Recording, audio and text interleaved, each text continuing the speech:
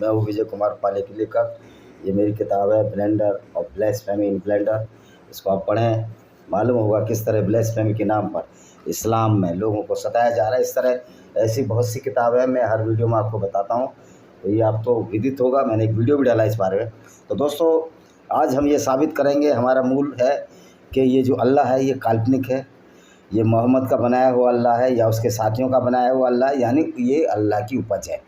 क्योंकि इसमें ऐसी बहुत सारी त्रुटियां हैं, बहुत सारी गलतियां हैं, जिनसे साफ साबित होता है कि ये अल्लाह इंसानों द्वारा बनाया गया अल्लाह है, मोहम्मद या उसके साथियों द्वारा बनाया गया है। क्योंकि 1300 साल से पहले या 1400 साल से पहले अल्लाह का कोई अस्तित्व ही नहीं था। तो हदीस की तरह कुरान में भी ये है कि इसमें बहुत सारी वैज्ञानिक त्रुटियाँ हैं। उस पर मैं एक किताब लिख रहा हूँ, एम्प्टी कैलेंडर ऑफ इस्लाम, यानी इस्लाम का खाली कढ़ाया। तो आप भी देखिए इनकी कौन कौन सी गलतियाँ हैं इनकी। तो कुरान में कई बार उल्लेख है सूर्य और चंद्रमा एक कक्षा या गोलार्ध में भ्रमण करते हैं, लेकिन एक बार भी उल्लेख नहीं है कि पृथ्वी भी ऐसा करती है। यानी कि कुरान में पृथ्वी को स्थिर माना गया है और उसके चारों तरफ जो ग्रह घूम रहे हैं, चंद्रमा और सूर्य, उसको चलायमान बनाया है। क्योंकि मोहम्मद साहब ये समझते थे कि जो सूरज है वो पूरब से निकलता है और पश्चिम में डूब जाता है, जबकि मोहम्मद साहब को ये पता ही नहीं था कि ये सूर्य, जो पृथ्वी अपनी धुरी पर घूमती है, उसकी वजह से जो पोर्शन सूर्य के सामने आता है वो दिन होता है और जो पोर्शन दूसरी तरफ चल जाता है वो अंधेरा होता है। तो मोहम्मद साहब को चूँकि एक ही जगह रहते थे, अरब में ही रहते थे, तो इन्होंने एक कहानी गढ़ ली कि पृथ्वी स्थिर है और सूर्य उसके चारों तरफ घूमता है। तो ये कह रहा है कि पृथ्वी का उल्लेख नहीं है।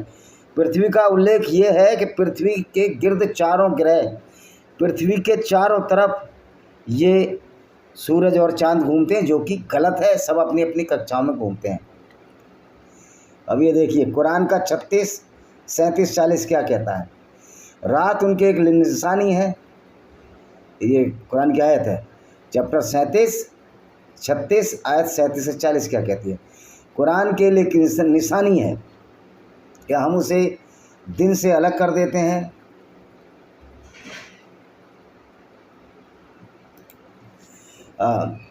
और देखते हैं कि अंधेर में है, और सूर्य उसके लिए एक विश्राम स्थल की ओर दौड़ता है। यही प्रतिभाशाली तत्वदर्शी माप है। और चांद के लिए हमने महल बनाए हैं, जब तक कि वो पुराने मुरझाए ताड़ के पत्ते की तरह वापस ना आ जाए। सूरज चांद को पछाड़ नहीं सकता, नहीं रात में नहीं दिन से निकल सकता, सभी अपनी अपनी चांद करते हैं। तो पहली बात तो ये है कि चंद्रमा के लिए कोई महल नहीं है। चंद्रमा भी घूम रहा है, सूरज भी घूम रहा है, और सूरज का कोई विश्राम स्थल है ही नहीं।